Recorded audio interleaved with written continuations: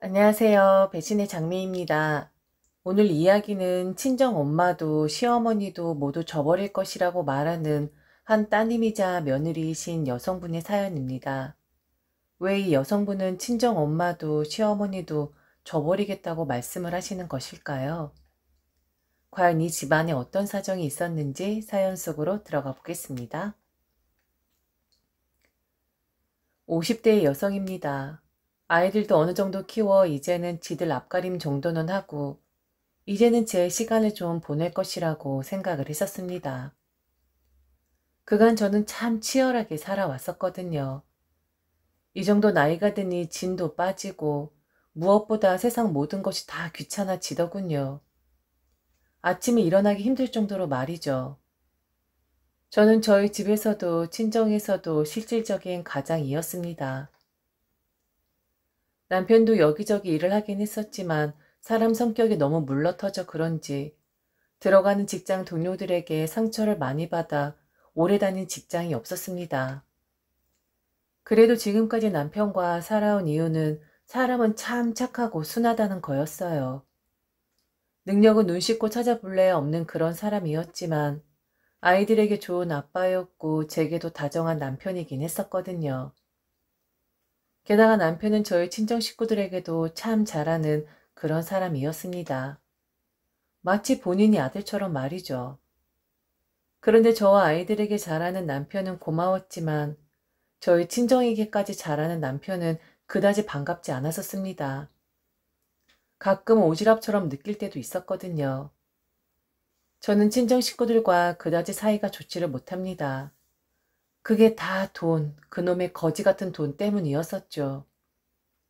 일남이녀 중 저는 둘째였는데 가장 잘나지도 뛰어나지도 주목받지도 못한 그런 아이였습니다. 그런데 의외로 돈 버는 재주가 제게 있더군요.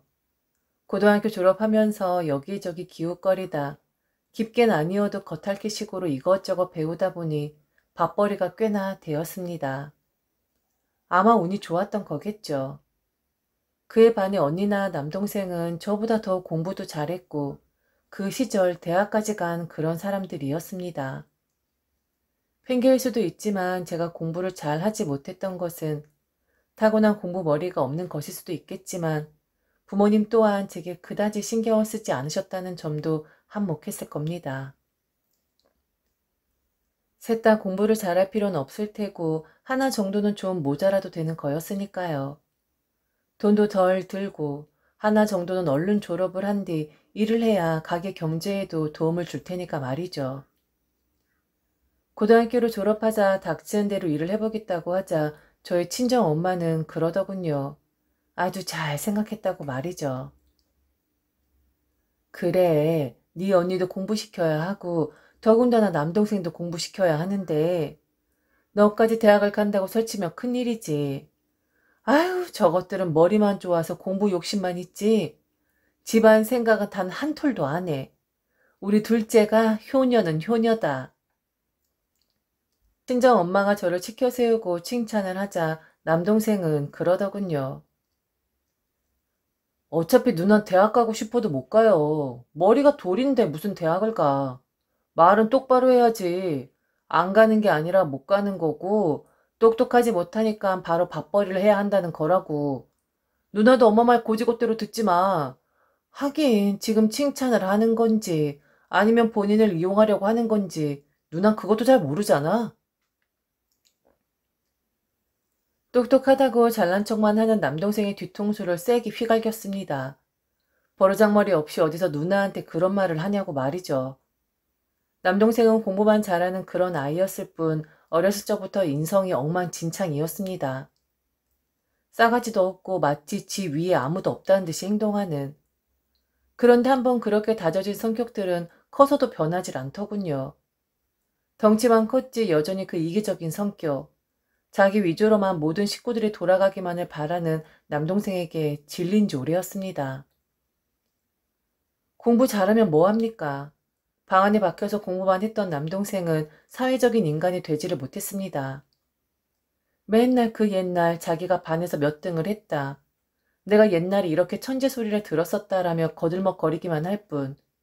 아들 노릇도 남편 노릇도 하물며 아비 노릇도 제대로 못하는 그런 인간이었습니다. 남동생이 결혼을 한다고 했을 때 저는 혀를 찼어요.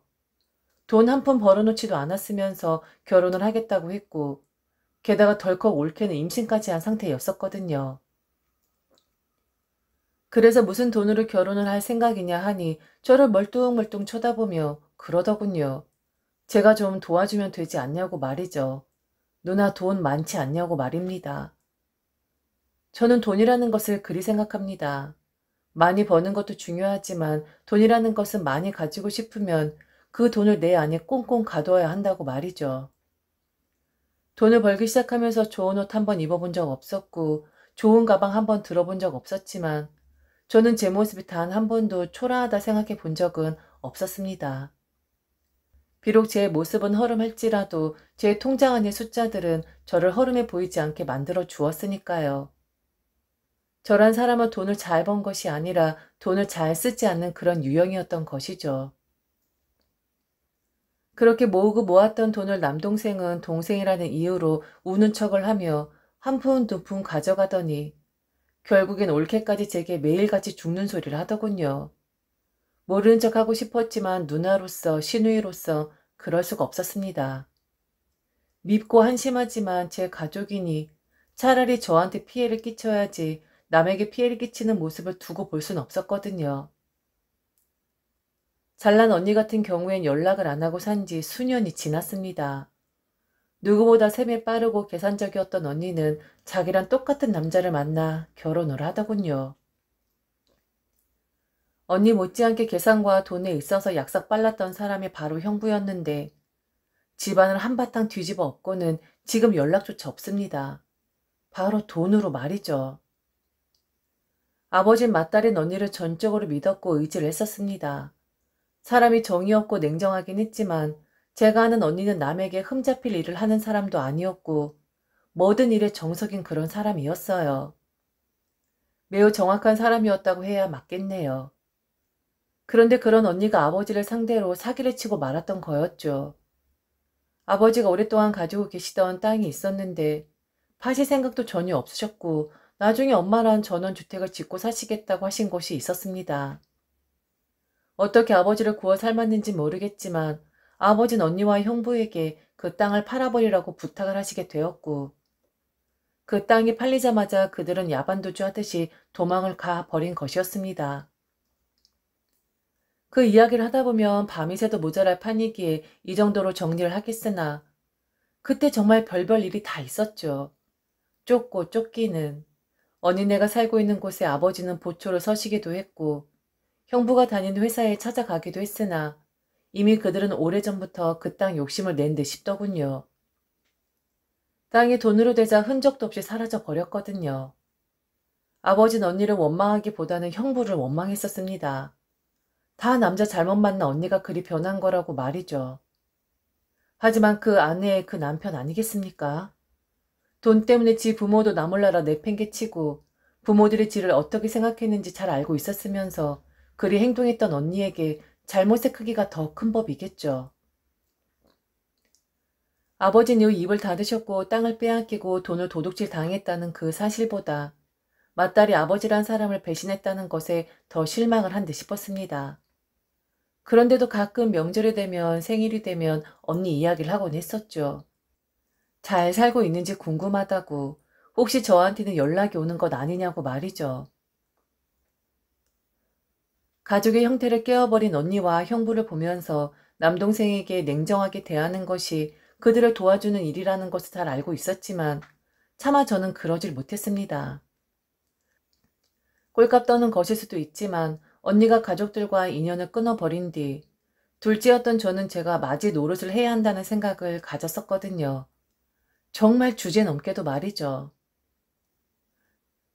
그래서 온 가족들을 보살펴야 한다 생각했고 하나하나 마음 상하지 않게 다시는 우리 가족들 사이에 분란이 생기지 않도록 살펴보아야 한다고 혼자 마음을 먹었던 것 같습니다.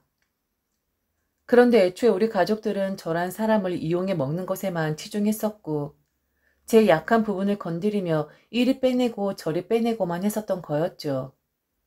그걸 알아차리는 데만 몇 년이란 세월이 걸렸네요.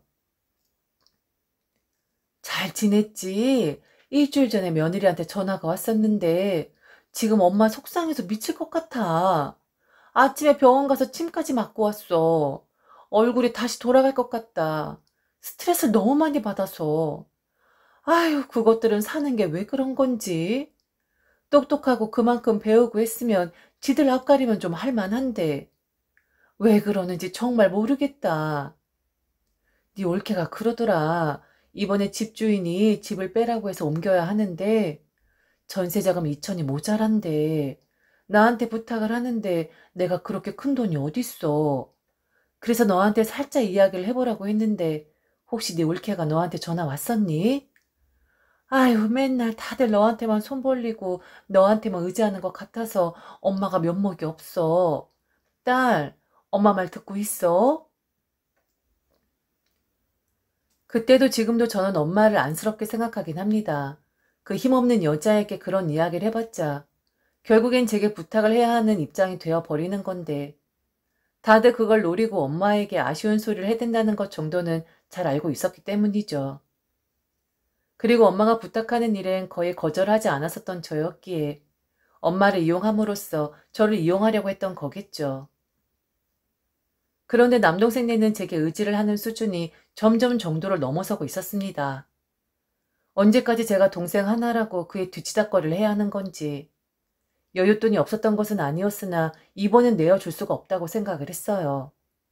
같이 나이 먹어가는 마당에 지들도 이제는 지들 스스로 난관에 부딪히면 해결을 해야 한다고 생각을 했었거든요. 엄마, 올케가 엄마한테 또 죽는 소리 했어? 아, 정말 엄마 스트레스 받게 왜 자꾸 그러는 거람? 나한텐 전화 안 왔었어. 우리 엄마가 돈 부족하다는 이야기 듣고 걱정이 많이 됐구나? 그래서 침은 잘 맞았고? 그냥 그런 소리 하면 한 귀로 듣고 한 귀로 흘려요. 그런 거 다 신경 쓰다 보면 엄마만 힘들어진다니까. 그러자 엄마는 이미 말을 들었는데 어떻게 신경을 안 쓸 수가 있냐고 하더군요. 이번 한 번만 더 도와주면 다신 제게 손 벌리지 않을 것이라고 했다고. 자기 얼굴을 봐서 이번 한 번만 더 도와주면 안 되냐고 엄마가 제게 부탁을 합니다. 매번 마치 행사처럼 돌아오는 엄마의 똑같은 저 말, 그리고 주저하는 저, 그 상황이 너무 싫었습니다. 그래서 저도 그때부터 거절이라는 것을 했습니다. 동생 내외에게 말이죠. 엄마, 걔들이 그리 말하는 게 한두 번이야? 지금까지 나한테 가져간 돈이 얼마인 줄 아냐고. 엄마도 나한테 그러는 거 아니에요. 내가 걔들한테 뭘 해주려고 하면 이젠 엄마도 나를 생각해서 나를 말려야 하는 거라고. 나는 뭐 돈이 막 솟아나? 나도 아껴서 모아놓는 거야. 엄마, 나 돈 그렇게 잘 벌지 않아요. 나 봐봐요. 맨날 거지같이 하고 다니고 다 해진 가방 들고 다니는 거. 걔들한테 갔던 돈이 나한테 쓰지 않고 아꼈던 바로 그 돈이라고. 엄마 얼굴 보이니까 걔들한테 이제 안 주겠다는 거야. 그러다가 아들을 망쳐요. 이제 지도 지 살 길은 스스로 찾아야지. 언제까지 나한테 엎여 있기만 할 건데. 공부했으면 그만큼 가르쳤으면 나보다 나아야 하는 거 아니에요? 엄만 죽겠다는 소리를 합니다. 언니도 결국 그렇게 부모 형제자매에 내팽개치고 가더니 저도 그 수순을 밟는 거냐고요. 왜 그 이야기를 제 앞에서만 하는지 모르겠습니다. 만만한 게 둘째인 건지, 왜 저한테만 유독 부모한테 잘해야 한다, 동생한테 너그러운 누나가 되어야 한다는 잣대를 들이대는 건지 모르겠습니다. 그럼 네 동생 길거리에 나 앉으라는 거야? 아니면 어디 가서 돈이라도 훔쳐오라는 거야? 하나밖에 없는 동생이고 우리 가버리면 세상에 달랑 네 둘 남는 건데 네 동생 감방 보낼래? 섭섭하다. 가족들끼리 돈돈거리는 거 너무 섭섭하다고. 엄마 너 그렇게 안 키웠어? 이렇게 욕심 많고 이기적인 사람으로 키우지 않았다고. 결국 엄마와 원성을 높이게 되었습니다. 언니가 홀연히 사라지고 가족이라는 틀에 균열이 생겼을 때 저도 부모님 못지않게 속상해했었고 마음 아파했었습니다. 돌려놓을 수만 있다면 그리하고 싶었어요. 그런데 어느 날부터 엄마는 언니에 대한 원망과 형부에 대한 미움을 제게 쏟아내기 시작했습니다. 제가 조금만 도와줬으면, 제가 조금만 가족들에게 베풀었으면, 제가 조금만 더 마음을 넓게 썼다면 그런 일이 일어나지 않았었을 수도 있다고요. 마치 모든 것이 다 제 탓인 것처럼 말이죠. 엄마에겐 잘못을 했어도 저보다 언니가 우선이었고 아들 노릇 한 번, 며느리 노릇 한 번 하지 않은 동생 부부가 먼저였던 거였습니다. 저한테 엄마는 매일 그랬어요. 둘째들이 워낙에 독립심이 있게 큰다고 말이죠. 아마 무인도의 3명의 자식들이 조난을 당하게 돼도 그곳에서 적응하고 살아남을 수 있는 사람은 저일 것이라고 말이죠. 그만큼 저란 사람을 강하게만 생각했고 어떤 일이 일어나도 다른 사람의 도움 없이 해결해 나갈 수 있는 그런 사람이라고 생각을 했었던 거였죠. 하지만 저도 너무 힘들었습니다. 친정일도 그렇지만 저의 시댁도 저를 너무 힘들게만 하는 그런 존재였었거든요. 우리 남편 참 좋은 사람이고 착한 사람입니다. 그리고 제 말이라면 설령 그게 모순이 되는 말이라고 해도 믿고 따르는 그런 순종적인 사람이었죠. 하지만 가끔은 저도 약해졌고 제게 의지만 하는 남편이 밉기도 했었습니다. 남편과 다투는 날이면 여지없이 저는 시어머니에게 전화를 받아야만 했어요. 제게 매섭게 화를 내시는 것은 절대로 아니었습니다. 하지만 제게 남편의 편을 들며 조곤조곤 말씀을 하시곤 했었죠. 시어머니의 말은 항상 똑같았습니다. 남자들은 다 그렇다고 말이죠. 남편은 제게 싫은 소리를 들으면 그 티를 좀 많이 내는 편입니다. 그런데 참 아이러니하게도 저와 다툼을 한 날에는 꼭 남편에게 시어머니 전화가 걸려오고 말지요. 시어머니는 티나게 힘없는 남편의 목소리를 듣고는 이것들이 다툼을 했구나 하고 알아차리시는 거였고요. 애미야, 남자들은 어리나 늙으나 다 똑같아. 그냥 네가 아들 하나 더 키운다. 그리 생각해야 속이 편할 거야. 그리고 아무리 애가 말실수를 해도 그걸 그렇게 듣지 말고 좀 다른 식으로 이해하면 안 되겠니? 아, 우리 남편은 저리 생각을 하는 거구나. 그런데 나는 그렇게 생각하지 않는데. 아유, 그냥 내가 참고 말지. 나 하나 참으면 그냥 다들 편안하니까. 내가 그냥 웃으면서 넘기고 말아야지. 이렇게 생각해야 편한 법이라고. 그렇게 사사건건 하나하나 다 짚고 넘어가면 너 속만 타 들어가는 것이고, 그리고 밉다 밉다 하면 정말 나중엔 한없이 미워지는 법이란다. 물론 이번에 우리 아들 이야기 들어보니까 그놈이 잘못을 하긴 했더라. 그런데 남자들은 원래 그래. 아무것도 모르지. 그냥 애라고 생각하면 딱 맞아. 내가 봤을 땐 우리 아들이 자신감이 없어서 자꾸 너한테 말실수를 하는 것 같은데 네 눈치를 보니까 너도 이번 참에 생각을 좀 고쳐먹고 그냥 이해를 좀 해라. 다 그렇게 사는 거야. 그리고 남편 기 죽여봤자 너한테 좋을 것도 하나 없지 않니? 남편 기는 여자가 살려줘야 하는 거야. 죽이는 게 아니라. 남편이 가장 노릇을 못하고 사는 것을 잘 아셨던 시어머니는 제게 늘 미안해 하시긴 했었습니다. 하지만 결정적인 문제가 닥쳤을 땐 항상 남편 편을 들곤 하셨죠. 남편이 공동 통장에 손을 대어 주식 투자에 몽땅 다 돈을 날렸을 때도 제가 너무 속상해하자 저희 시어머니 제게 그러셨습니다. 또 그게 남자라고요. 그래도 그놈이 남잔 남자구나. 나는 그놈이 그렇게 통이 클 줄은 몰랐었네. 애미야, 날아간 돈은 다시 벌면 되는 것이고 이 일로 남편한테 너무 뭐라 하면 그 녀석 기 팍 죽게 된다. 기도 잘 해보려고 한 거였는데 이럴 때 네가 위로를 해야지 혼을 내거나 하면 그 녀석이 얼마나 속이 상하겠니? 부부가 왜 부부야? 좋지 않은 일이 생겼어도 서로 보듬어주고 서로 다독여주는 것이 부부 아니겠니? 물론 우리 아들이 잘못을 한 것은 맞지만 이번 일로 애 너무 잡지 말아라. 애가 잘 해보려고 한 거였잖아. 차라리 시어머니가 아무 상관 안 하시는 편이 더 나았을 겁니다. 시어머니 입장에서 남편과 제 사이가 틀어지는 것이 걱정이 되어 저리 말씀을 하시는 것일 수도 있지만 제 입장에선 그 또한 스트레스였고 시집살이라고 생각을 할 수밖에 없었거든요. 착한 남편이지만 무능한 남편임에는 틀림이 없었기에 남편이 부족한 부분에 화가 나기도 했었고 그런 본인의 아들을 무조건적으로 감싸가 도는 시어머니로 인해 마음도 많이 상했었습니다. 제가 낳지도 않은 아들인데 어머니 왜 항상 제게 그 일을 아들이라고 생각하라 하시는 거예요? 그의 어머니 아들이잖아요. 저는 그런 아들 낳은 기억이 없어요, 어머니. 어머니가 제게 전화하셔서 그의 편 들어주신 이유가 저희 부부 위해서 그러시는 거라 잘 알아요. 그런데 어머니, 남자라고 해서 다 봐줘야 하고 남자니까 다 이해해줘야 한다는 그 말씀? 모든 여자들이 다 그렇게 산다는 그 말씀? 저 동조할 수 없어요.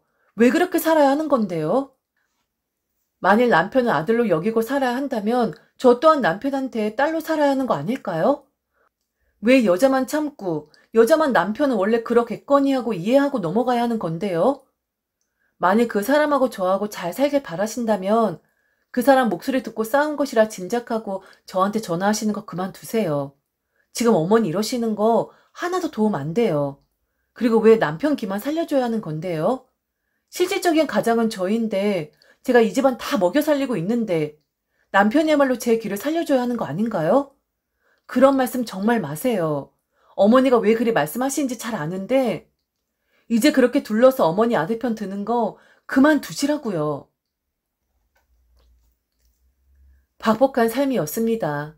이리 치이고 저리 치이고 제가 위로받고 싶을 땐 그 누구도 제게 손을 건네주는 사람이 없었고 옆에 있는 남편은 그저 제 눈치만 보기 바빴죠.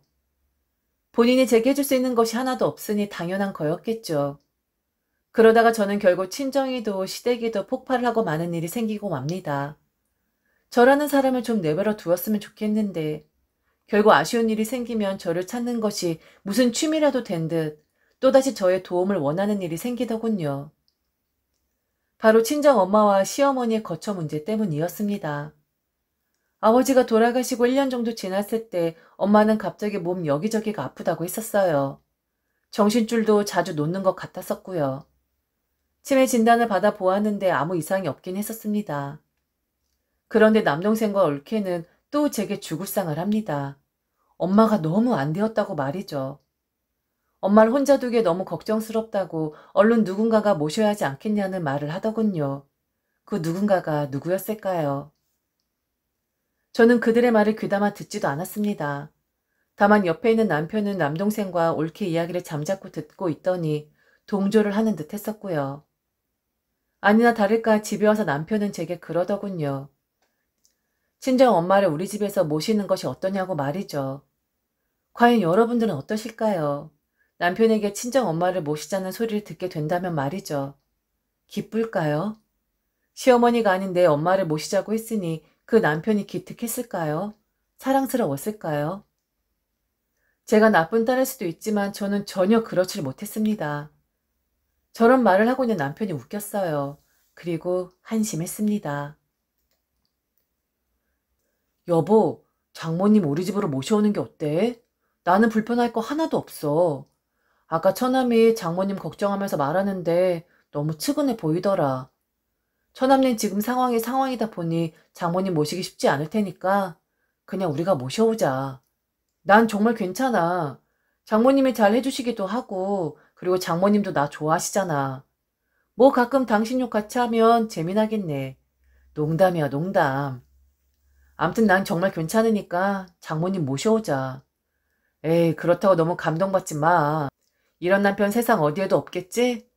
우선 장모님 모시고 나중에 시간 되면 그때 우리 어머니는 모시면 되지 뭐. 지금 급한 건 장모님이시니까 우리 어머니도 섭섭해 하시진 않으실 거야. 그 정도로 꽉 막히신 분은 아니니까. 참 남의 속도 모르고 저리 이야기를 하는데 너무 어이가 없었습니다. 이런 거 떡줄 사람은 생각도 안 하는데 김치국부터 마시고 있다는 그런 상황인 거겠죠. 왜 남동생 부부가 제 앞에서 그런 이야기를 했겠습니까? 정말 걱정이 되어서 그리 말한 것도 있겠지만 남동생 부부는 그렇게 인정 있는 사람들은 아니었습니다. 이제 연로하고 힘없어진 엄마를 제게 맡기고 싶은 생각이었었겠죠. 자기들이 떠안기는 싫었을 테니까요. 뻔히 보이는 수였습니다. 그것에 우리 남편은 홀라당 넘어가 버린 것이었고요. 물론 그게 아니더라도 저는 우리 엄마를 모실 생각이 눈꼽만큼도 없습니다. 왜 제가 그래야 하죠? 그동안 한 걸로도 모자란 걸까요? 적어도 그동안 자식 노릇한 것은 저 하나뿐인데 이젠 좀 남동생이 나서도 되는 것 아닐까요? 은근 제 편을 들어주는 것 같으면서 항상 남동생을 먼저 생각하고 올케를 먼저 배려해준 엄마였는데 제가 이제는 엄마의 마지막까지 책임을 져야 하는 것일까요? 싫었습니다. 정말 죽도록 싫었어요. 아니, 끔찍했습니다. 당신 지금 그걸 말이라고 하는 거야? 엄마를 모셔오자고? 우선 급하니까 엄마 먼저 모셔오고 나중에 어머니 모시면 된다고? 내가 왜? 도대체 내가 또 왜? 당신 지금 오해하고 있는데 말이야. 당신은 괜찮을지 몰라도 난 하나도 안 괜찮아. 당신은 불편하지 않을지 몰라도 나는 너무 불편해. 참내 감동 같은 소리 하고 있네. 그게 착한 사람들 특징인가 봐. 막 나서고 싶고 막 불쌍해 보이고 싶고. 그런데 그거 알아? 당신들이 착하게 행동하는 동안 그리고 착한 척을 하는 동안 그 뒤처리나 뒤치다거리는 내가 다 했다? 그런데 난 지금까지 단 한 번도 착한 사람이라는 말을 들어본 적이 없어. 항상 내 주위 사람들이 그런 말을 들었었지. 난 독하디 독한 사람이었고 악착 같은 사람이라는 말만 들었었지. 나도 병이지만 당신도 병이다. 그 착한 척하는 병. 우리 엄마 모실 생각도 없고 어머니도 모실 생각 없어. 정 모시고 싶으면 당신이 두 분 다 모셔. 두 분이랑 살면서 내 욕을 하던 나를 짓이기던 마음대로 하면서 살라고. 항상 나만 나쁜 사람 만들더라. 상황을 그렇게 만들어 놓고선 거절을 하면 세상 천지에 가장 악한 사람을 만들어 버린다고. 그게 얼마나 사람 미치게 하는 줄 알아? 다 싫어. 당신도 친정도 시댁도 나는 정말 다 싫다고. 다들 내 등에만 업혀서 내려올 생각 안 하는데 나도 등이 너무 아파서 미칠 것 같다고. 남편이란 사람이 어쩜 그렇게 와이프 속을 모를 수가 있니? 내가 당신이 그런 말 하면 좋아할 줄 알았어? 우리 남편 최고라고 할 줄 알았어? 웃기지 마. 나는 그 누구도 우리 집에 들일 생각 없어. 우리 엄마도 그리고 시어머니도. 만일 당신도 계속해서 내 비위를 건드리면 확 내쫓아 버릴 수도 있으니까 처신 잘해. 알겠어? 눈치 있게 행동하라고. 저는 못된 딸이자 며느리입니다. 그런데 과연 저라는 사람이 그렇게 매정하기만 한 사람일까요? 저도 좀 쉬고 싶습니다. 악착 같은 사람이라고 해서 절대로 지치지 않는 것은 아니거든요.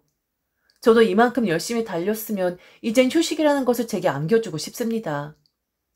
항상 아등바등 혼자서만 종종 거렸었는데 주위 사람들 뒤치다거리만 했었는데 저도 이제는 제 뒤치다거리만 하고 싶습니다. 그게 욕심일까요? 너무한 처사일까요?